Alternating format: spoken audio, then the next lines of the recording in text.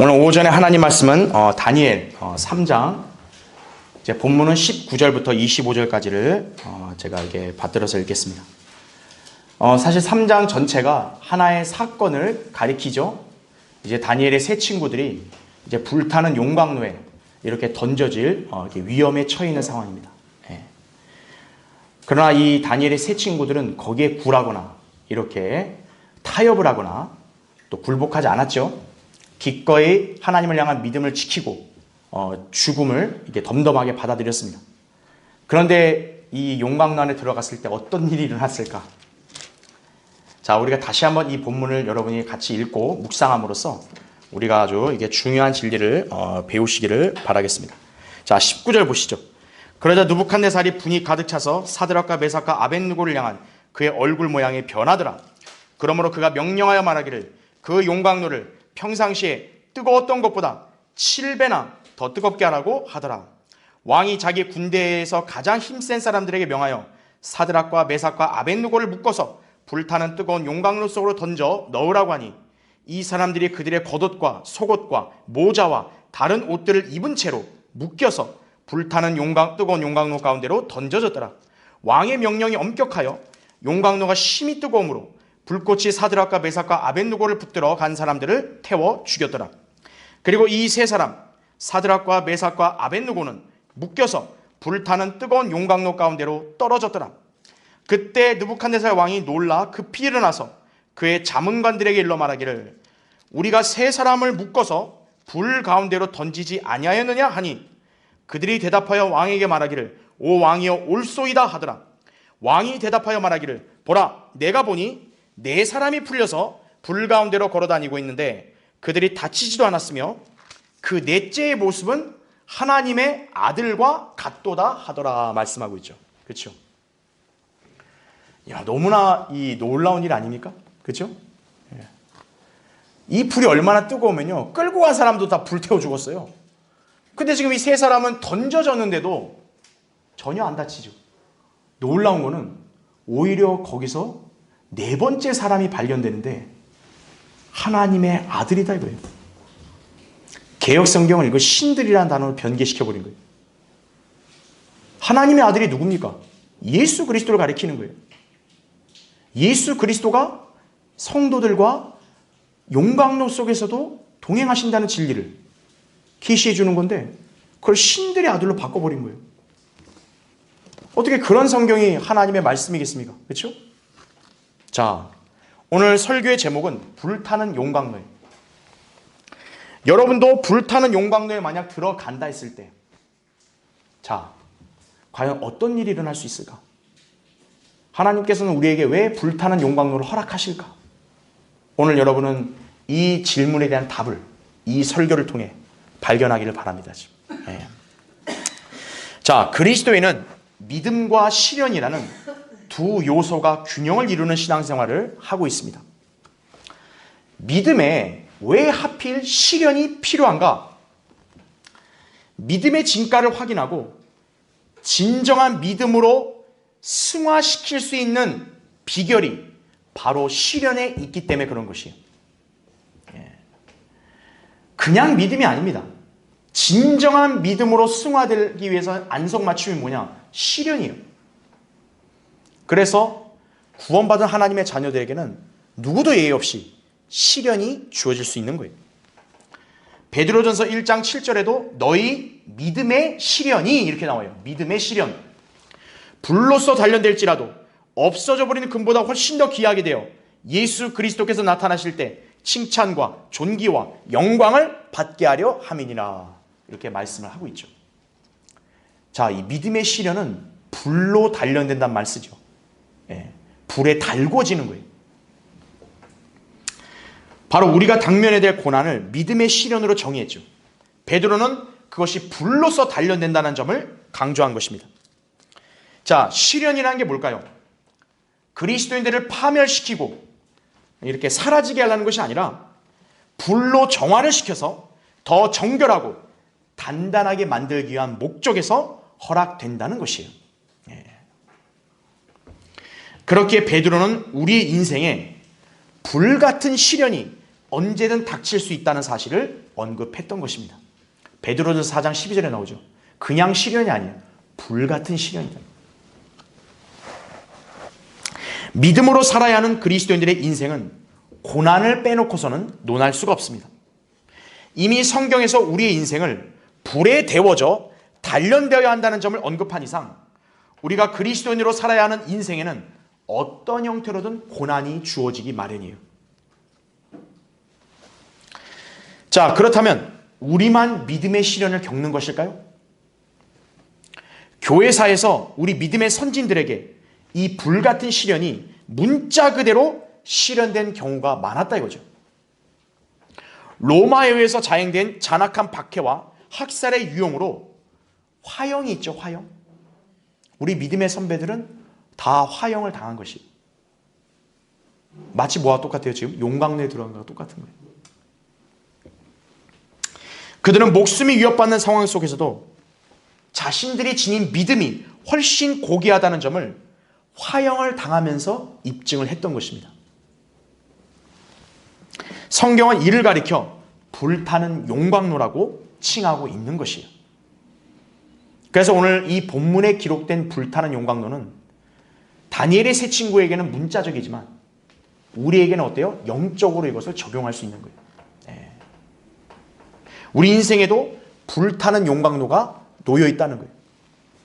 인생이 전개될 때 누구든 그 불타는 용광로를 다 통과해야 돼요. 예. 여러분이 불이 뜨겁다, 나는 불이 싫다, 피해갈 수 없습니다. 하나님께서는 여러분 인생에 예외 없이요 용광로를 딱 설치해 두신 거예요. 들어가라 이거죠.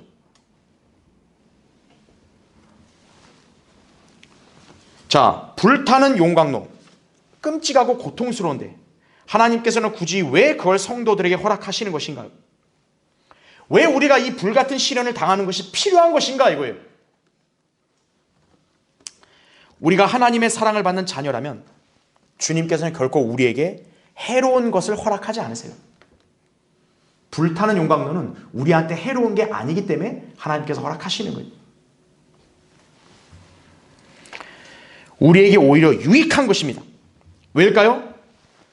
우리가 이 용광로 속에 들어갔을 때요, 우리가 미처 인지하지 못하고 있었던 복된 것들을 깨닫기 때문에 그런 것이에요. 우리가 누리고 있는 것을 당연시 여겼던 그 복들, 우리가 망각하고 있었던 그 위대한 그 하나님의 돌보심과 신실하심을 여러분이 용광로 안에 들어갈 때 발견할 수 있는 거예요. 우리는 이 중요한 영적인 원리를 구약의 이 한 사건을 통해 배울 수가 있는 것입니다. 오늘 본문은 우리가 잘 알고 있는 다니엘의 세 친구와 그들의 시련에 관한 내용입니다. 이들은 신분이 포로예요. 이들은 바빌론 사람이 아니잖아요. 말 그대로 노예입니다, 원래가.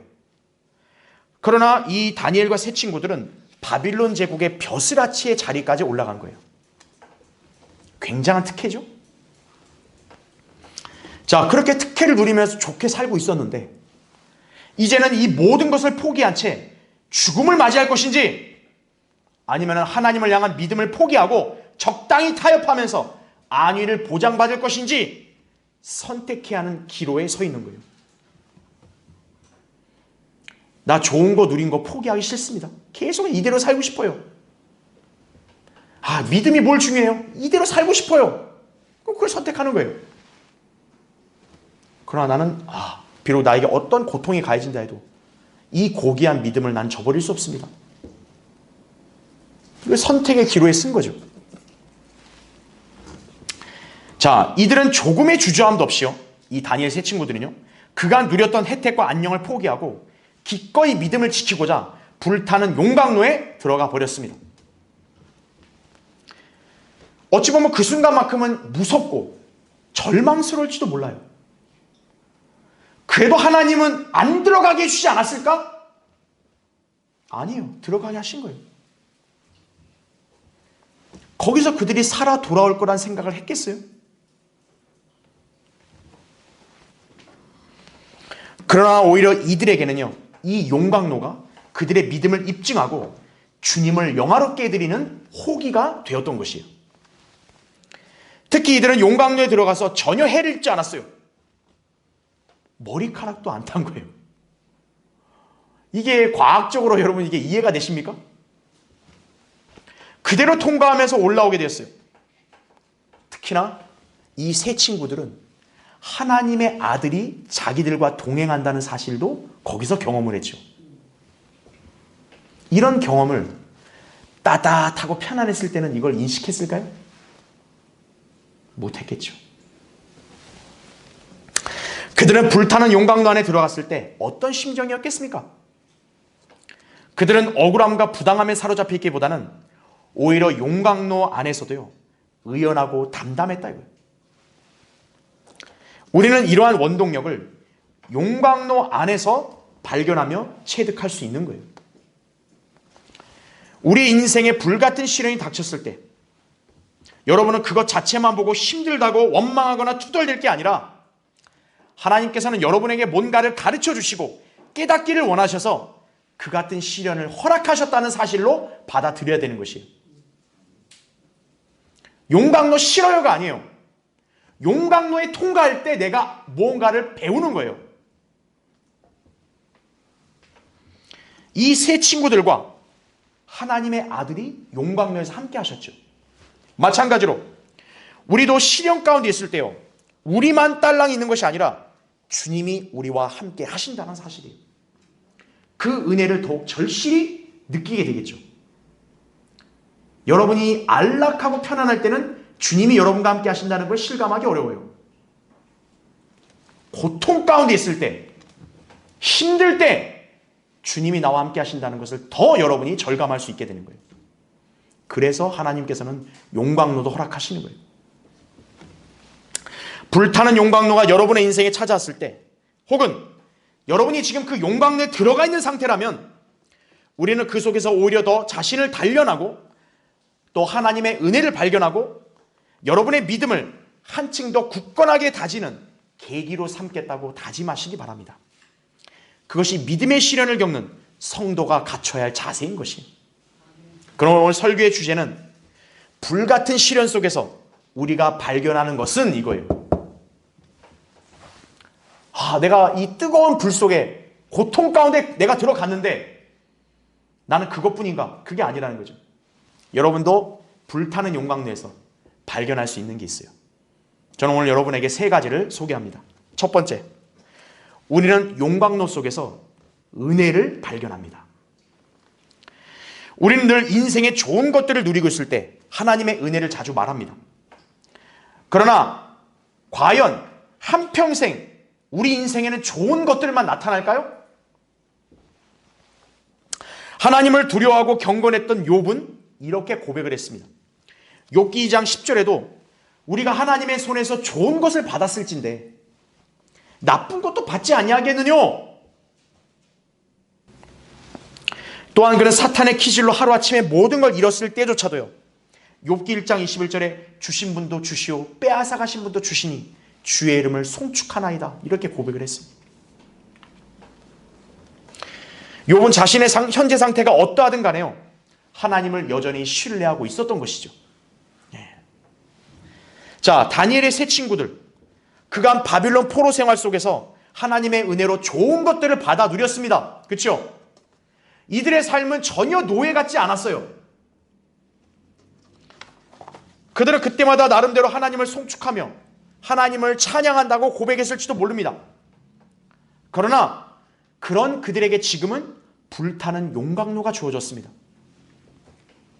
하나님을 향한 그 믿음 때문에 자신들이 이 끔찍한 장소에 들어가야 할 처지가 된 거예요.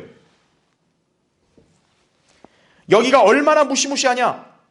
그들이 끌고 갔던 사람들이 용광로의 불꽃 속에 타 죽어버렸을 정도예요. 근데 하물며 이 사람들이 산채로 들어가면요, 무사할성 싶겠어요? 그렇죠? 자, 하나님께서는 왜 신실한 이 성도들을 용광로에 던져 넣으셨는가 이거예요. 이들에게 마치 인식하지 못한 중요한 사실을 가르쳐 주시기 위함이었다 이거죠. 그것은 바로 하나님의 아들이신 예수 그리스도께서 그들과 함께 하신다는 사실이에요. 은혜죠. 사드락, 메삭, 아벳느고는 바빌론에서 벼슬을 지내고 편하게 지내고 있을 때는요, 이런 사실을 알고 있었을까요? 자기들이 따뜻하고 안락할 때, 아, 하나님의 아들이 나와 함께 하신다, 그런 생각을 했을까요? 전혀 인지하지 못했을 거예요. 누구든 육신이 편안하고 안락할 때는요, 주님이 생각나지 않습니다. 하나님께서는 때로 성도들에게 시련을 통해서 그분을 더욱 열망하도록 만드시고요, 또한 그때 주님께서 그들과 함께 하신다는 사실을 깨닫도록 하십니다.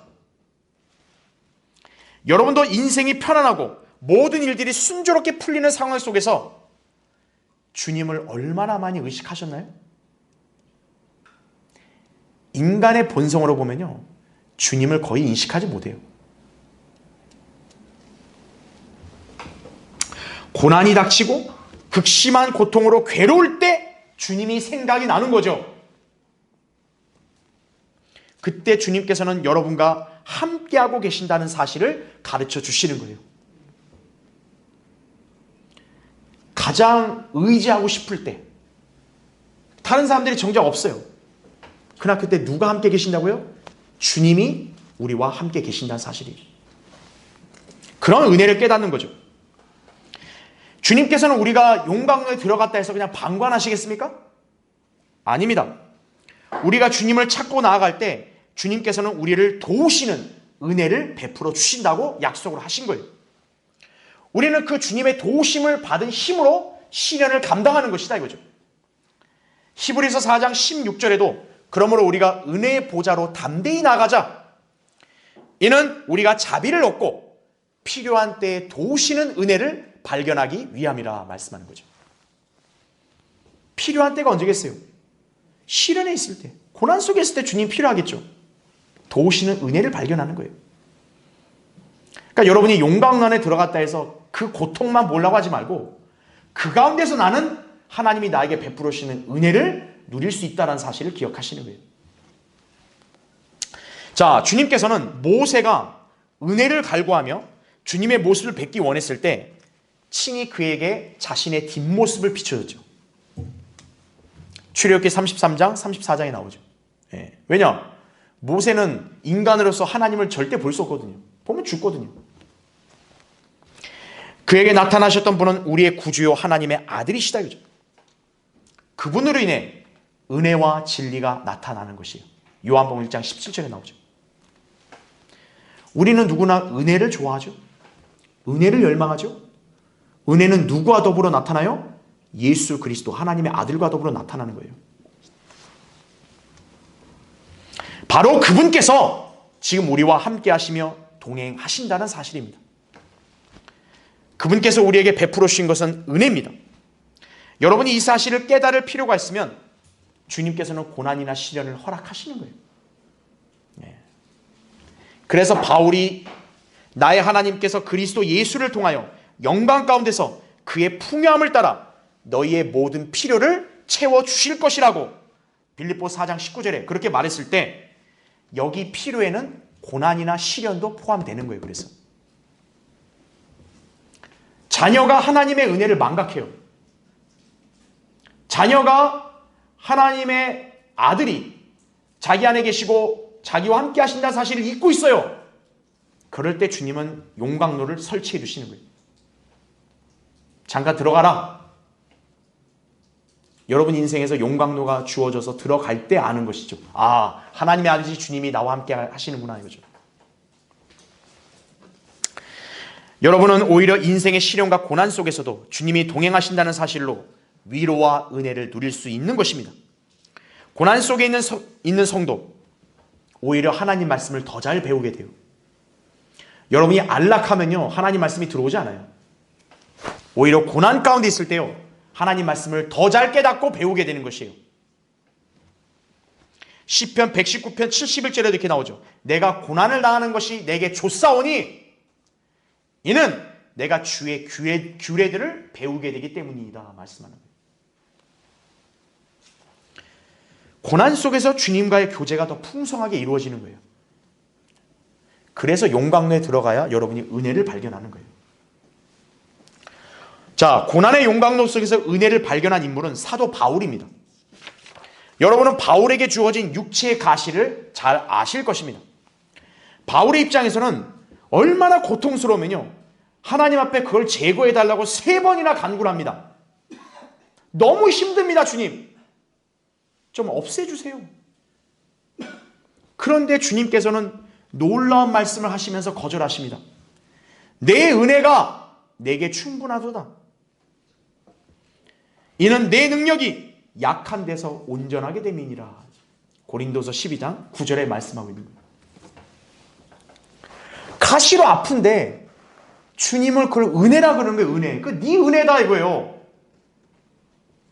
아픈 게 은혜라고요? 아프니까 하나님의 은혜를 더 잘 실감하고 발견하는 것이에요. 그래서 바울이 곧바로 이런 고백을 하죠. 내가 오히려 매우 기쁘게 나의 약한 것들을 자랑하리니 이는 그리스도의 능력이 내게 거하게 하려 함이라.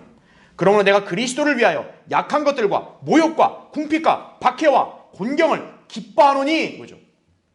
세상에 이걸 기뻐할 사람이 누가 있어요? 근데 바울은 기뻐하노니 이거예요. 이는 내가 약할 때 곧 내가 강하기 때문이라 말씀하는 거예요. 자, 여러분, 인생의 용광로에 들어가 계신 분 계세요? 혹은 지금 여러분은 지금 용광로 안에서 고통스러움을 겪고 계세요? 여러분은 오히려 그 안에서 하나님의 은혜를 발견하시기 바랍니다. 주님께서 여러분 삶에 더 풍성한 은혜를 베풀어 주길 원하십니다. 그것이 여러분의 인생의 불같은 시련을 통해 나타날 수도 있음을 알아야 하는 것이에요. 은혜 좋아하시죠? 은혜 열망하시죠? 그러면 불타는 용광로를 거부하지 마세요. 그 용광로 속에서 여러분은 오히려 더 풍성한 은혜를 누릴 수가 있는 것이에요. 자, 불같은 시련 속에서 우리가 발견하는 것은 두 번째입니다. 우리는 용광로 속에서 성별을 보게 되는 것이에요. 성별. 그리스도인이 거룩한 생활을 잃어버릴 때가 언제일까요? 인생이 힘들고 괴로울 때요? 아닙니다. 오히려 안락하고 평온할 때 거룩함을 상실할 가능성이 더 커요. 이것은 이스라엘의 역사를 보면 충분히 이해할 수 있습니다. 재판관기에 반복되는 사이클을 보면요, 항상 이스라엘이 하나님의 도우심과 능력으로 구원을 받고 수십 년간 안식을 누리고 난 다음에 꼭 배교가 일어나는 거예요. 이스라엘이 이방인의 압제를 당할 때는요, 하나님을 거역하지 않아요. 오히려 하나님 더 열심히 찾아요. 주님 우리 구원해 주십시오. 주님 말씀 잘 듣겠습니다. 주님이 재판관을 보내 구원해 주시죠. 이스라엘이 안식을 누리죠. 따뜻하죠. 이제 그때 이스라엘은 하나님을 잊는 거예요. 다시 또 배교한다 이거죠. 잔인한 고문과 박해가 만연했던 스무나 교회 시대보다는요, 먹고 살기 편한 라오디케아 교회 시대에 성경적인 성별을 저버리고 배교하는 그리스도인들이 더 많은 거예요. 믿음은 나른할 때가 아니라요, 불로 단련될 때 더 빛이 나는 법이에요. 그렇죠? 주님께서도 여러분이 온전한 성별의 신앙을 지킬 수 있도록 여러분의 인생의 용광로를 허락하시는 것이다 이거죠. 예. 자, 다니엘의 세 친구들, 바빌론 왕 느부갓네살로부터 벼슬을 받고 영예를 누릴 때 진정한 성별의 자세가 돋보이진 않았습니다. 그렇죠? 왜냐? 바빌론 사람과 별반 다를 게 없잖아요. 똑같이 벼슬자리 하면서 그 바빌론의 문화 속에 살아갔을 거 아니겠어요?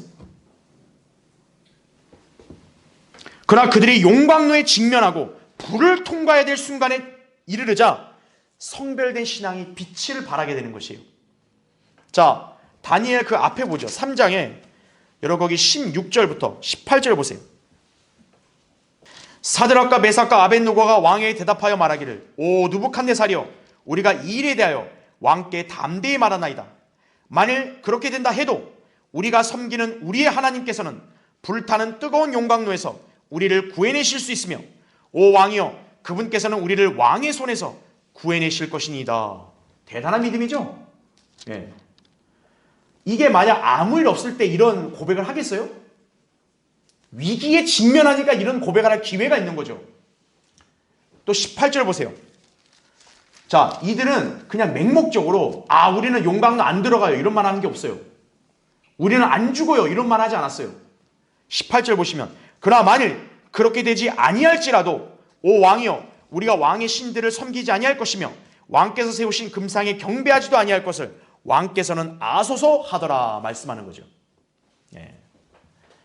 대단한 고백이죠. 예. 여러분 목에 만약 칼을 들이댔다고 생각해 보세요. 여러분 이런 고백할 자신 있으세요? 이 세 친구들은 지금 용광로에 던져져야 될 상황인 거예요. 말 한 번 어떻게 하냐에 따라서요 용광로에 가느냐 안 가느냐가 결정되는 거예요. 그런데 했죠. 그들은 하나님을 향한 믿음을 결코 꺾지 않았어요. 자신들의 안위를 보존받는 대신에요 오히려 구부리지 않고 타협하지 않았다고요. 자, 이제 세 친구들이었죠. 이번엔 다니엘. 6장에 보니까 대신들이 시기를 해서 다니엘도 사자굴의 위협에 봉착을 하죠. 그때 다니엘은 당황하거나 낙심하지 않았어요. 오히려 의연하고 담대하게 주님을 향한 신뢰를 나타냈습니다. 다니엘 6장 10절에 이런 말씀이 있죠. 이제 다니엘이 그 문서가 서명된 것을 알았을 때, 자, 이게 바로 다니엘을 죽이려는 음모로 꾸며낸 문서 아니겠어요? 그때 어떻게 했냐?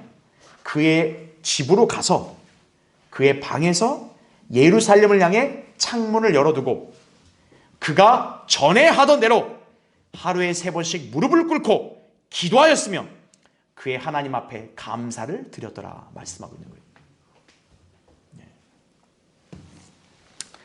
갑작스럽게 이런 행동한 게 아닙니다. 평소에 전에 하던 대로 신실하게 행한 거예요. 그러니까 우리에게는 어떻게 다가오죠? 다니엘의 신실함이 오히려 더 돋보이죠. 만약에 이런 사자굴의 위협이 없이 그냥 평소에서 이런 기도했다. 그냥 뭐 성도는 당연히 그렇게 해야겠지. 우리는 그렇게만 받아들였을지도 몰라요. 사자굴의 위협이 왔는데도 이렇게 했다는 얘기죠. 그러니까 더 빛이 나잖아요. 자, 위기와 시련이 그의 신실한 기도 생활을 빛나게 해주었던 거죠. 자, 여러분도 안락할 때가 아니라 오히려 괴롭고 힘든 시련 속에서 더욱 주님을 의지하며 절실히 기도하게 된다는 사실이에요. 불타는 용광로는 우리 믿음을 사라지게 하는 게 아니에요. 오히려 우리 믿음을 더 단단하게 만들어주는 거예요. 진흙이 불에 구워져야 어때요? 도자기가 되잖아요. 그렇죠? 예. 자, 베드로와 사도들 당시 공의 위협과 박해 속에서도 담대하게 설교했습니다. 종교 지도자들이 사도들에게 절대로 예수의 이름으로 말하지도 말고 가르치지도 말라 이렇게 협박을 했어요. 사도행전 4장 18절에. 하지만 사도들은 사람보다 하나님께 순종하는 것이 마땅하도다 이렇게 응수하며 계속 설교했어요. 사도행전 5장 29절에. 종교 지도자들은 그들을 무식한 자들로 멸시했지만요, 그들은 담대하게 하나님의 말씀을 전했다 이거죠. 그래서 이 당시의 종교 지도자들이 당황한 거예요. 이 어부들은 무식한 애들이니까 내가 조금만 겁줘도 그냥 바로 그냥 깨갱할 줄 알았는데 그게 아니었던 거예요. 잠언 28장 1절에 따라서 의로운 자들은 사자처럼 담대하기 때문에 그런 거예요. 하나님의 사람들의 이런 담대함은 용광로 속에서 더욱 두드러지게 나타나는 법입니다. 여러분도 용광로 속에 들어갈 때 이런 담대한 믿음의 자세와 결단, 타협하지 않는 성별의 생활을 누릴 수가 있는 것이에요. 왜요? 그때는 더욱더 주님을 잘 믿어야 된다는 마음을 갖게 되거든요. 편안할 때는 주님을 꼭 내가 열심히 지금 당장 안 믿어도 되지 않을까? 이게 인간의 어리석은 발상이죠. 로마 카톨릭은 암흑시대 동안 마녀들이라고 비난받았던 복음주의 신앙인들을 문자 그대로 수천 명이나 불태워 죽였습니다. 영국의 메리 튜더, 피의 메리라고 불린 이 여왕은 이제 카톨릭 이렇게 신자니까요. 자기가 잉글랜드 왕관을 물려받았을 때 존 로저스, 휴 레티머, 토마스 크랜머, 그리고 니콜라스 리들리 같은 영국의 개혁자들을 붙잡아서요, 화형에 처해버렸어요. 그 스미스필드 그 광장이 주변이 불이 아주 밝혀진 거죠. 화형대가 설치되니까. 그럼 여러분, 여기 종교 개혁자들, 이 사람들이 겁먹었을까요? 리들리는 사슬로 화형대에 자신의 몸을 고정시키고 있던 이 사형 집행인에게 이렇게 말했다고 합니다. 자, 이렇게 얘기한 거예요. 이복의 친구, 이 사슬 고정시키는 사람이 반응했겠죠. 이때 이렇게 얘기합니다. 아주 세게 단단히 묶어. 단단히 나를 내리쳐야 할 거야. 이제 이 몸은 가야 할 곳으로 갈 테니 말이야. 야, 나 어떻게 좀 살려, 너 살아갈 방법이 없냐? 이게 아니라 너 단단히 나 묶어.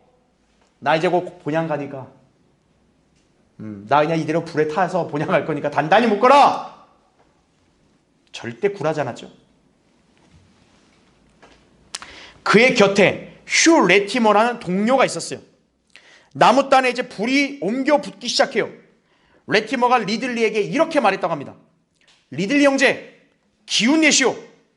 그리고 남자답게 처신합시다. 오늘 우리는 하나님의 은혜로 영국에서 결코 꺼지지 않을 촛불을 밝힐 것이기 때문이요. 담담하게 화형을 당한 거죠. 그렇죠? 아, 위기가 왔다. 압박이 심하다. 그랬을 때 믿음을 포기한 사람은 그 사람 믿음이 뿌리에 이렇게 제대로 세워진 게 아니죠. 믿음이 이렇게 진리의 말씀에 따라 잘 뿌리 내린 사람은요, 흔들리지 않는 것이에요. 불타는 용광로 속에서 하나님을 향한 자신의 어떤 믿음과 신뢰가 더 돋보이게 되는 거예요. 그리스도인은 인생의 불타는 용광로에 직면했을 때 경건한 생활과 거룩함을 지킬 수 있습니다. 여러분이 시련과 환난에 시달릴 때요, 오히려 주님을 더 열망하며 그분의 도우심을 갈구하고 주님께 밀착하려고 할 것이에요. 주님은 바로 그 목적 때문에 용광로를 허락하신다는 사실을 꼭 알아야 된다는 얘기죠. 시편 50편 15절에 고난의 날에 나를 부르라. 내가 너를 구해낼 것이요 너는 나를 영화롭게 하리라 말씀하는 거예요. 그래서 여러분이 용광로에 들어가도 두려워하지 말란 얘기예요. 자, 불같은 시련 속에서 우리가 발견하는 것, 마지막 세 번째, 우리는 용광로 안에서 하나님의 보호하심을 보게 되는 거예요. 사드락과 메삭과 아벳느고를 용광로에 끌고 갔던 자들은 용광로 근처에서 모두 불에 태워져 죽었습니다. 그만큼 불이 얼마나 뜨거웠는지를 우리에게 알려주는 거죠. 그러나 이 세 친구들은 불 속에서 한 군데도 다치지 않았어요. 심지어는 머리카락이나 옷도 그을리지 않았고요, 탄 냄새조차도 나지 않았다고 다니엘 3장 27절에 나옵니다. 아니, 이게 진짜 이게 불에 들어간 사람 맞아요? 우리의 이성과 상식으로는 도저히 이해할 수 없는 대목입니다. 바로 하나님의 섭리적인 보호하심으로 초자연적인 기적이 일어난 거죠. 어떻게 그들이 이토록 뜨거운 용광로 속에서도 그럼 안전했던 것일까요? 그들이 초능력자들이어서 그럴까요? 그들이 하나님의 아들이신 주님과 함께 있었기 때문에 그런 거예요. 그래서 안전했던 거예요. 그리스도인들은 모두 자신 안에 주 예수 그리스도께서 계신다 이거죠. 골로새서 1장 27절에 나오죠. 아무리 홀로 어딘가 동떨어져 있어도요, 심지어 여러분이 하늘이나 지옥에 가도 주님께서는 우리와 함께 계신다 이거죠. 이 세상의 그 어떤 안전장치 또는 여러분이 어떤 보험을 들었다 할지라도 가장 확실한 안전은 주님이 함께 하시는 것이에요. 왜냐하면 주님께서는 그분의 사랑하는 자녀들을 끝까지 지키시고 보호하시기 때문에 그런 거예요. 그냥 가만히 앉아 계시는 게 아니고, 그렇죠? 함께 하신다는 말은 결국 우리를 지키시고 돌보신다는 사실이에요. 다니엘의 세 친구들, 용광로에 들어가도 그들 셋만 있었던 게 아닙니다. 하나님의 아들이 그들과 함께 있었던 거예요. 그들이 용광로에서 그냥 무서워 가만히 있고 불타고 있고 이게 아니라 기록된 여기 말씀 보면 이 네 사람이 유유히 걸어 다니는 거예요. 그 용광로 안에서. 뜨겁지가 않은가요? 안 뜨거운 거예요. 그냥 자유롭게 걸어 다녀요. 그 불 속에서. 왜냐? 그들만 걸어 다니는 게 아니라 주님이 그들과 함께 걸어가니까 그들은 안 뜨거운 거예요. 유유히 걸어 다니는 거죠. 자, 인생의 시련과 역경에 처한 성도들, 주님이 저기 동떨어 놓으실까요? 아니라고요. 같이 계신 거예요. 여러분만 용광로에 들어가는 게 아닙니다. 주님도 여러분과 같이 계시는 거예요. 그래 주님께서는 우리에게 강건하고 담대하라, 무서워 말고 낙심치 말라, 이는 주 내 하나님이 내가 어디로 가든지 너와 함께함이라. 여호수아 1장 9절에 그렇게 우리에게 약속하신 거예요. 어딜 가든지. 흔히 연약한 성도들, 낙심하는 그리스도인들, 막막한 사람들, 자신 곁에 아무도 없다는 쓸쓸함과 외로움에 사로잡힙니다. 그러다 보면 그들은 누군가를 의지하게 되고 그들과 함께하려고 애를 씁니다. 그러나 그리스도인이 악한 이 세상의 죄인들과 함께한다고 해서 안전한 것일까요? 여러분이 사람을 의지하고 그 사람한테 가서 기대고 있으면 과연 진정으로 안전할까요? 베드로를 생각해 보세요. 베드로는 어떤 위치에 있었냐면 예수님이 붙잡혀서 끌려가는데 예수님과 같이 가는 게 아니라 멀찍이 가는 거예요. 그 베드로는 어디에 앉아있냐? 죄인들과 불을 쬐면서 앉아있는 거예요. 자기의 선생이자 주님은 저 안에서 지금 고통받고 계신데 베드로는 다 멀찍이 떨어져서 저 세상 인간들하고 불을 쬐고 있는 거예요. 아, 따뜻하다. 정말 따뜻할까요? 와, 여기 있으니까 든든하다. 정말 든든할까요? 여러분이 볼 때는 그 베드로가 거기서 진짜 평안을 누리고 있었을까요? 불편하고 어색한 동거가 아니었겠어요?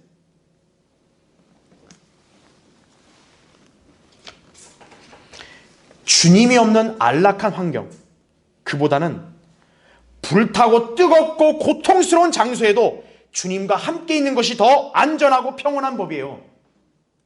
그렇죠? 주님께서는 우리가 시련의 용광로를 거쳐가는 순간에 방관만 하지 않으십니다.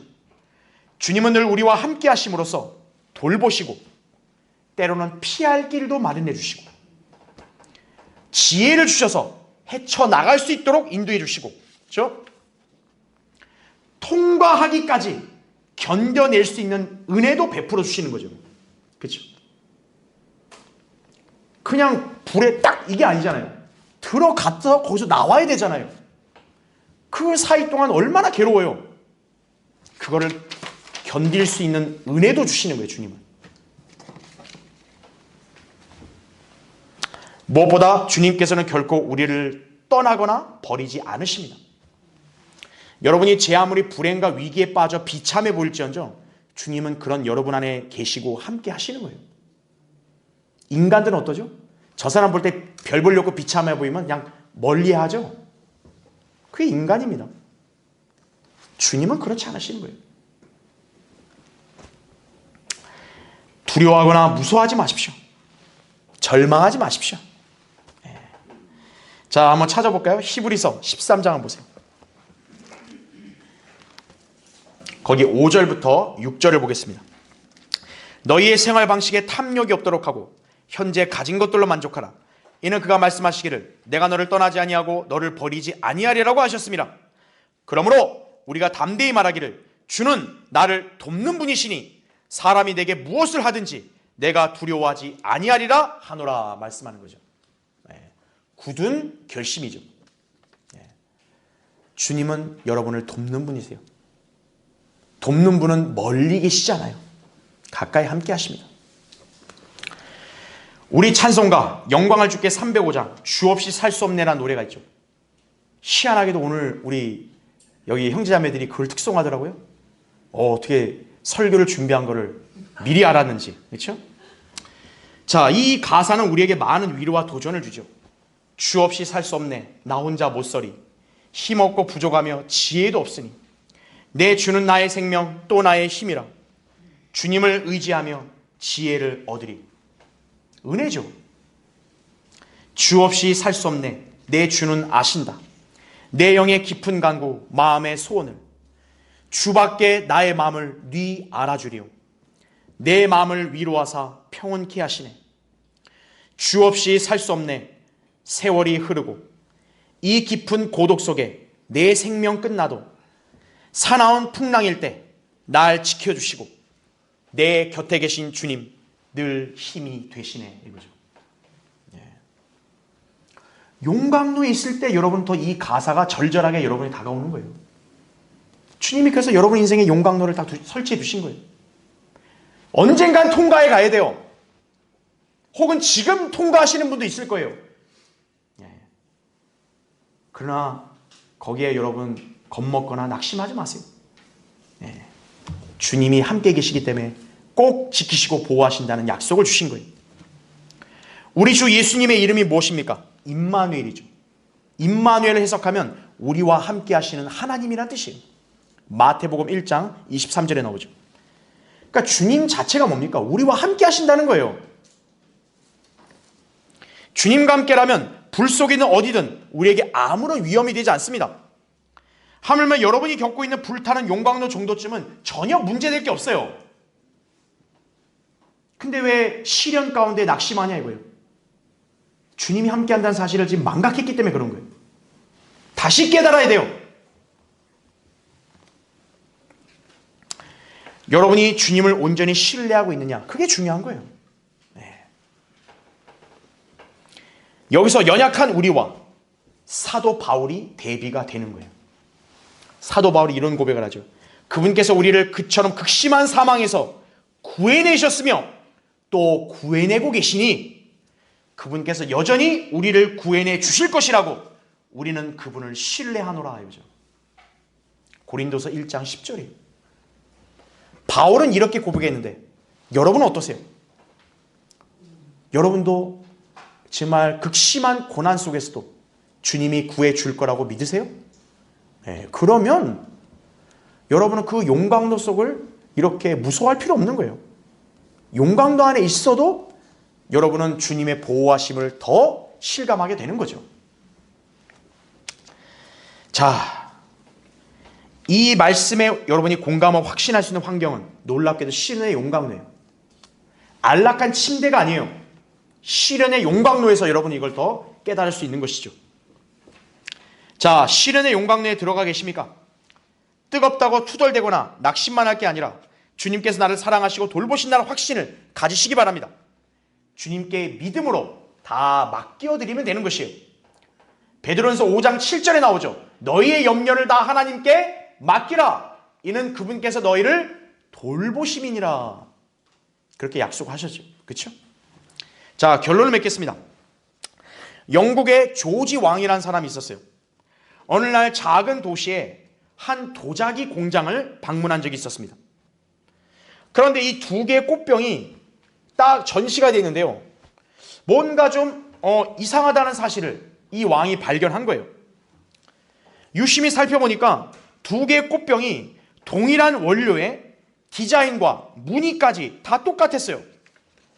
그런데 한 개의 꽃병은 예술품 같아 보였고 나머지 하나는 전혀 볼품 없어 보였던 거예요. 이상하죠? 원료 똑같고 무늬 똑같고 그런데 그렇죠? 자, 이 같은 차이를 발견한 왕이 의아해하면서 공장장에게 물어보았어요. 아니 어째서 저렇게 서로 다를 수 있지? 그리고 왜 저런 다른 꽃병을 저렇게 나란히 뒀는가? 이 같은 왕의 물음에 공장장이 다음과 같이 대답했다고 합니다. 이유는 간단합니다. 하나는 불에 구워졌고 하나는 구워지지가 않았습니다. 시련은 인생을 윤기 있게 하고 생동감 있게 하며 무엇보다 아름답게 합니다. 저 두 개의 꽃병을 나란히 이곳에 전시해 둔 것은 그런 뜻을 보여주기 위함이었습니다. 이렇게 얘기한 거예요. 똑같은 인간인데도요, 한 사람은 불에 데워졌다 이거예요. 한 사람은 아주 곱상하게 자랐다 이거죠. 누가 더 가치가 있냐 이거예요. 불에 들어간 사람이에요. 하나님의 자녀인 성도도 마찬가지입니다. 똑같은 구원받은 하나님 자녀인데 하나님 보시기엔 누가 더 가치가 있냐 이거예요. 믿음의 시련을 통과해서 단단해진 성도가 더 가치 있어 보이는 거예요. 자, 불, 인간들에게 참 유용하면서도 무서운 존재예요. 누군들 불에 들어가는 게 좋겠습니까? 구원받지 않은 죄인에게는 불이 하나님의 진노하심에 따른 심판의 상징이에요. 그래서 죄인들은 불을 싫어하는 거예요. 하지만 그리스도인에게 있어서 불은 하나님께서 우리를 소멸하시려는 게 아니고 우리를 정련하시려는 용도로 사용되는 거예요. 말라기 3장 2절 4절에 나온 대로 불에 데워지면 뭐냐? 우리의 찢기가 사라지고 더 정결하게 되는 거예요. 구원받지 않은 죄인은 지옥불로 소멸되는 거죠. 영원한 멸망 형벌 당하는 거죠. 그러나 하나님의 자녀에게는 불이 우리를 정련하는 거예요. 거듭난 그리스도인의 인생에서 만나는 불같은 시련, 주님께서 사용하시기에 알맞은 그릇으로 빚으시고 만드시기 위해 보내시는 것이라는 사실을 기억하셔야 돼요. 우린 다 그릇입니다. 그릇. 주님은 우리를 그릇으로 사용해야 되는데 그릇이 가치가 있으려면 불에 구워져야죠. 그리스도인이 불타는 용광로를 통과해서 연단을 받고 가치 있게 만들어져야 하나님께서도 우리를 귀하게 쓰시는 거죠. 그럼 우리에게는 불 자체가 그냥 고통뿐이냐? 아니라고 하죠. 우리는 그 불을 통과하는 그 가운데서 우리는 귀한 것들을 발견하게 되는 거예요. 아까 설명한 대로 은혜를 발견하죠. 또 우리가 성별을 유지하죠. 또 우리가 하나님의 보호하심을 거기서 또 절감하게 되죠. 결코 우리에게 해로운 게 아니란 얘기예요. 고난이 없이는 주님의 자상하신 돌보심의 손길, 놀라운 구원의 역사, 주님과의 동행을 체감할 수 없습니다. 우리가 늘 말씀으로만 듣고 배우는 것으로는 확실하게 공감하지 못할 때가 많습니다. 그러나 여러분의 인생에서 몸소 이런 하나님의 은혜와 진리의 말씀을 용광로를 통해 경험하며 체득할 수 있는 거예요. 그럴 때 여러분은 더 주님을 신뢰할 수 있고 확고한 믿음을 지니며 살아갈 수가 있다는 사실이에요. 무엇보다 주님께서는 우리를 시련의 용광로에서 내버려 두는 게 아니라 그분도 함께 하신다는 거예요. 함께 하시면서 우리를 꺼내주시는 분이에요. 주님은 약속하신 바를 신실하게 지키심을 우리 모두 명심해야 합니다.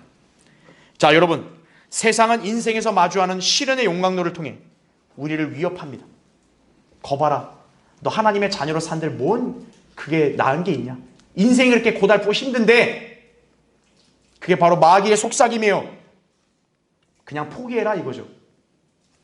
세상 체계에 적당히 타협하면서 회유하라고 그렇게 여러분에게 손짓을 합니다. 마귀가 여러분으로 하여금 믿음이 쓸모없다는 착각을 심어주는 거예요. 야, 그렇게 믿는들 네 인생이 뭐 좋아졌냐? 그런 식인 거죠. 인간적인 방식으로 살아가라고 여러분에게 촉구합니다.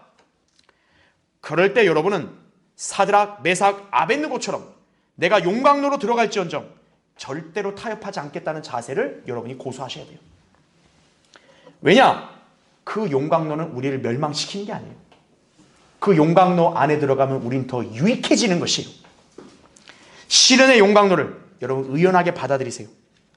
그 가운데서 여러분의 믿음을 입증해 보이고 하나님의 더 놀라운 은혜와 신실하심을 여러분이 늘 누리시길 바랍니다. 자, 기도하겠습니다. 네. 위대하신 아버지 하나님, 오늘도 부족한 종을 들어써 주셔서 하나님 말씀을 전하게 해주시니 감사를 드립니다. 우리 성도들이 오늘 말씀을 잘 경청했습니다.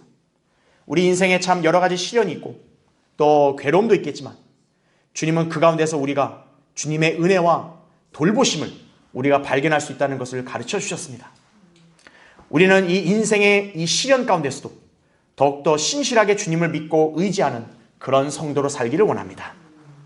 하나님의 은혜가 지금 용광로를 통과하고 있는 지체들에게 더 풍성하게 내려지게 해주시고 또 돌봐주시고 또 그 용광로를 잘 통과해서 더욱더 믿음이 한층 더 성장하는 그런 자녀로 설 수 있도록 인도해 주시기를 원합니다. 우리 초청시간 주님 영광을 사용해 주시고 성도들이 주님께 무엇을 나와 기도하든지 그 기도에 응답해 주시고 이루어 주시기를 원합니다. 주 예수 그리스도 이름으로 기도드립니다. 아멘.